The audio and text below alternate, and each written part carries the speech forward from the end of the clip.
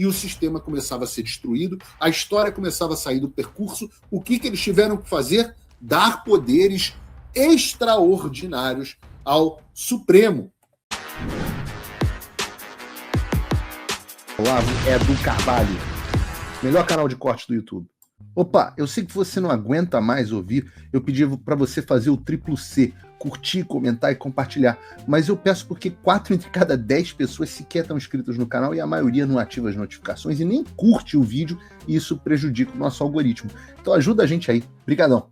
Existe uma nova diretriz do Supremo Tribunal Federal que foi divulgada nesse mês de janeiro, que nos mostra muito sobre qual é a visão que eles têm da função do Supremo Tribunal Federal na República. Diz assim a notícia, e ela vai aparecer para você em algum momento, não se preocupe. Processos estruturais. Saiba como o STF enfrenta violações complexas e duradouras de direitos. A atuação do Supremo Tribunal Federal tem se voltado com frequência crescente para os chamados processos estruturais. Nesse caso, a atuação judiciária se direciona à resolução de problemas complexos e persistentes que envolvem falhas sistêmicas na implementação de políticas públicas e na garantia de direitos fundamentais. Entre os exemplos estão o colapso do sistema prisional, a proteção dos povos indígenas, o combate ao desmatamento e a redução da letalidade policial. Diferentemente dos casos tradicionais em que uma decisão judicial encerra o conflito, esses processos têm uma fase de acompanhamento, diálogo institucional e cumprimento das medidas determinadas e dos planos para a superação de falhas, sob pena de a decisão permanecer apenas no papel. Não basta, por exemplo, declarar a inconstitucionalidade de uma conduta estatal. É necessário, guardem essa parte, é necessário reorganizar políticas públicas inteiras para enfrentar a questão. Na prática do STF, eles continuam, os processos estruturais costumam seguir 3 grandes etapas. Prepara os caras estão dando o mapa da mina aqui. A primeira consiste na decisão em si, ou seja, no diagnóstico judicial de uma situação incompatível com a Constituição, muitas vezes descritas como um estado de coisa inconstitucional. Em seguida, o tribunal determina a elaboração de um plano. O tribunal determina a elaboração de um plano de ação pelos órgãos responsáveis com prazos, metas e medidas concretas para enfrentar o problema. Por fim, na fase de monitoramento, o Supremo acompanha a execução do plano aprovado, ajusta as rotas e cobra resultados. Esse modelo reflete a compreensão de que, em casos complexos, a simples imposição de ordens judiciais genéricas não resolve o problema. Por isso, o tribunal passa a atuar como garantidor da efetividade dos direitos fundamentais, sem substituir o gestor público, mas com a exigência de que o Executivo e o Legislativo cumpram seus deveres. E aí eles continuam aqui sobre a fase de acompanhamento. Eu não vou ler tudo para vocês. Vocês podem entrar, que tem a notícia. O que vocês podem ver é só o seguinte. A visão de que o Supremo Tribunal Federal era como são os Supremos Tribunais Federais historicamente no mundo inteiro. O que eles são, né? Uma corte constitucional, isso foi para o vinagre. Isso acabou. A máscara caiu. Segundo um pedaço de papel, né, que a gente tinha, que vigorou até mais ou menos 2019, a tal da Constituição Federal de 88, ao STF, diz o texto, compete processar e julgar ações, compete também em sede de recurso ordinário julgar habeas corpus e crimes políticos, e, por fim, em recurso extraordinário, decisão que contraria a Constituição ou as leis federais. Está lá no artigo 102 da Constituição, você pode ler quando você quiser. Não tem absolutamente em nenhum lugar desse papelzinho esquisito, né, que era a Constituição de 88, não está escrito lá em nenhum lugar que o STF deve propor políticas públicas, deve garantir o cumprimento de ações específicas por parte do Poder Executivo e Legislativo e, muito menos, resolver problemas que os ministros entendam como sistêmicos. O papel desses caras é julgar. Só esse. Só que as pessoas, com uma visão diferente, o tal do ativismo judicial, se apossaram do Supremo Tribunal Federal e transformaram, deram um golpe no Brasil. Eu falo isso sempre, deram um golpe em 2022, esse foi o golpe final deles, mas eles se apossaram antes, em 2019 já estavam completamente deslocados e transformaram o que deveria ser a Corte Constitucional do Brasil em um órgão que não tem absolutamente nenhum embasamento legal nas ações e, obviamente, tudo é sempre com a justificativa de que eles estão fazendo um bem maior. E essa expressão, ela é expressada muito bem pelo Barroso, aquele Barroso que pediu arrego e a gente aposentou com a Lei Magnitsky durante um evento na Escola de Direito de Harvard, quando ele ainda tinha visto para vir aqui nos Estados Unidos, ele deu essa declaração aí que vocês vão ver nesse vídeo. Numa agenda para o futuro, nós precisamos de 3 pactos. Um pacto de integridade fundado em 2 regras simples. No espaço público, não desviar dinheiro. No espaço privado, não passar os outros para trás. Essa será a grande revolução brasileira. É sempre que nós precisamos de uma geração. Acho que o segundo pacto é um pacto que envolve responsabilidade fiscal, responsabilidade econômica e responsabilidade social. E, por fim, nós precisamos, eu penso, de um pacto pela responsabilidade social. O país precisa desesperadamente de justiça social e de distribuição de renda. Para isso é preciso gerar riquezas. Nós precisamos de um sistema tributário menos concentrador de renda. Nós precisamos de políticas públicas que não concentrem renda, como a Previdência Pública brasileira é altamente concentradora de renda. E nós precisamos de programas sociais para ajudar os que não são competitivos porque não podem ser. O terceiro pacto é um pacto pela educação básica. Foi nisso que nós nos atrasamos. Parte dos problemas que nós estamos vivendo, eles têm causas positivas. A crise da Previdência é porque nós estamos vivendo muito mais e as famílias que em 1960 tinham 6 filhos, hoje em dia têm menos de 2. Isso tudo impacta significativamente a Previdência.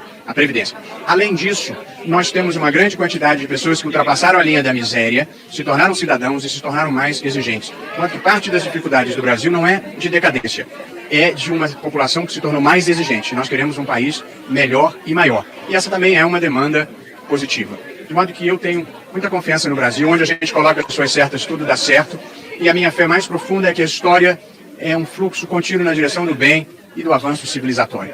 E mesmo quando a gente não percebe da superfície, ela flui como um rio subterrâneo. E o nosso papel é empurrar a história na direção certa.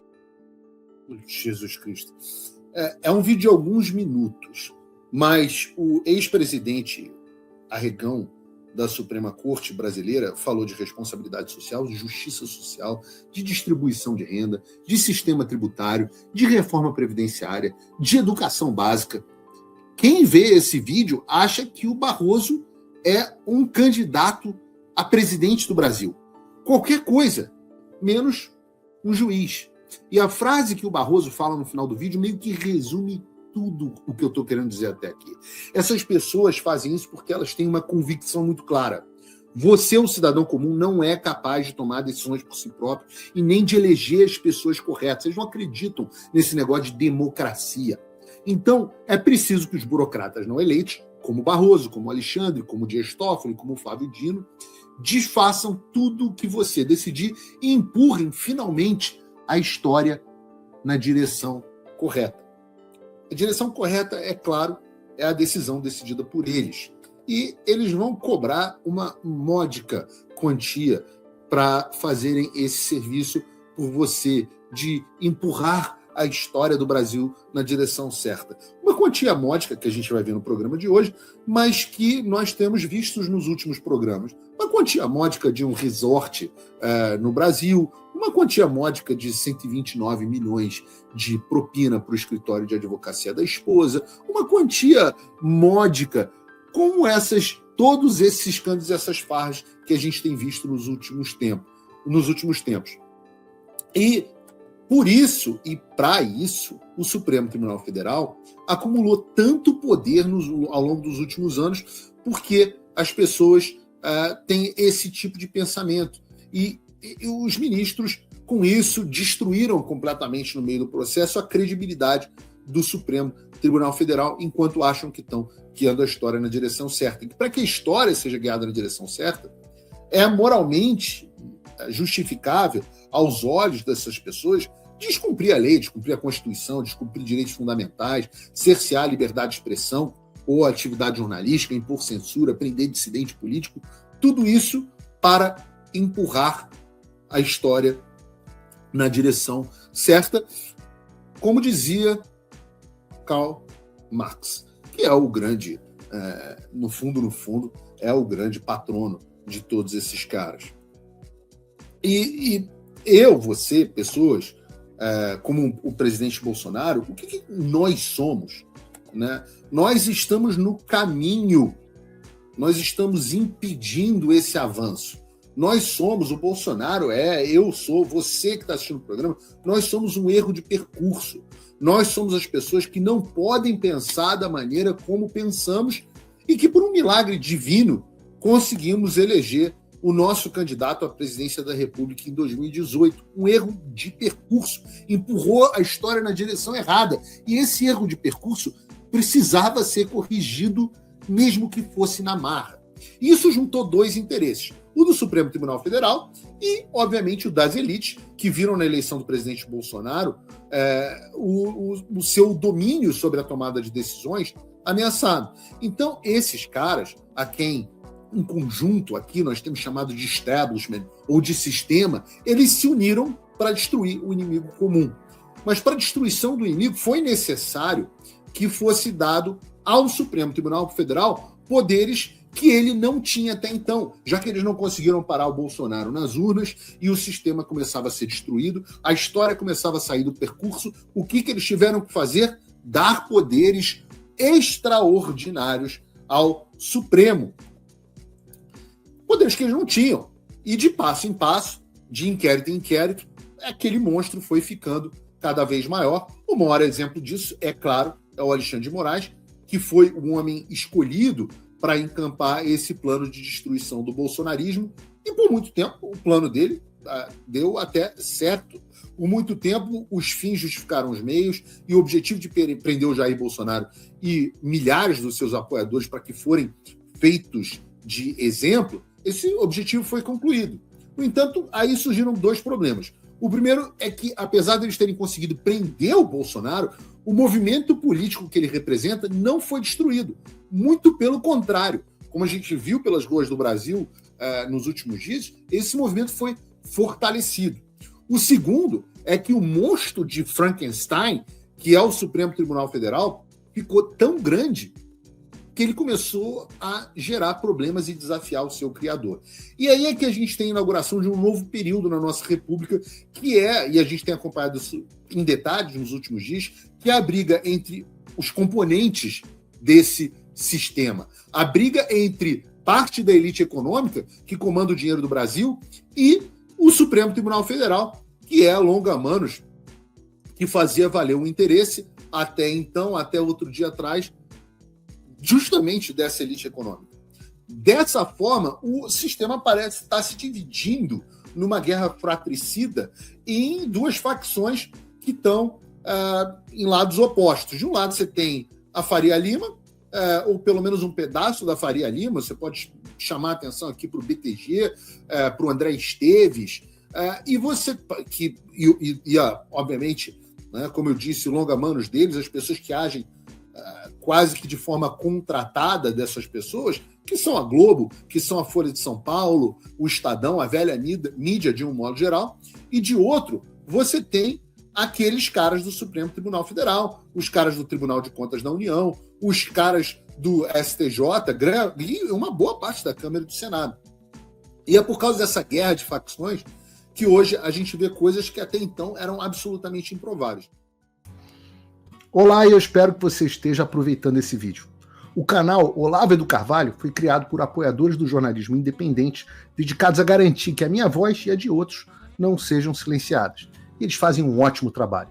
Por isso, se inscreva no canal e curta o vídeo. Aqui você vai encontrar diversos cortes rápidos dos meus programas e de outros grandes nomes.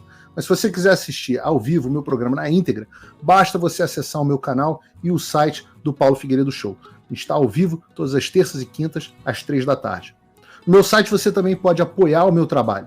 Todo o meu programa é financiado pelos assinantes e cada contribuição faz uma enorme diferença. Assinar é fácil e acessível. E eu ainda criei um cupom exclusivo de desconto para o Olavo do Carvalho, que oferece 20%.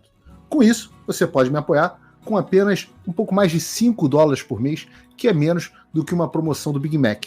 Além disso, você ganha acesso a conteúdos e análises exclusivas, além de desconto nos meus cursos. O link e o cupom estão na descrição. Agora, se você está numa condição de vida abençoada, talvez você possa dar uma contribuição mais significativa, tanto financeira quanto intelectual, se tornando meu patrono Gold. Com um compromisso de $50 por mês, você faz parte do nosso grupo de WhatsApp, participa das nossas reuniões mensais de Zoom, dos encontros presenciais e também tem acesso a mim direto por e-mail, que você pode utilizar para contribuir com as suas ideias. E você vai se juntar a um grupo de pessoas de elite preocupadas com o Brasil. Você imagina o impacto que você vai poder causar. Desde dezembro de 2022, eu continuo com todas as minhas redes sociais bloqueadas no Brasil, as minhas contas e meus ativos congelados, meu passaporte cancelado, tudo a mando do Alexandre sem justificativa. Então, se você tem condições e quer ajudar mais o seu país, mas não sabia como, essa é a oportunidade que você estava esperando.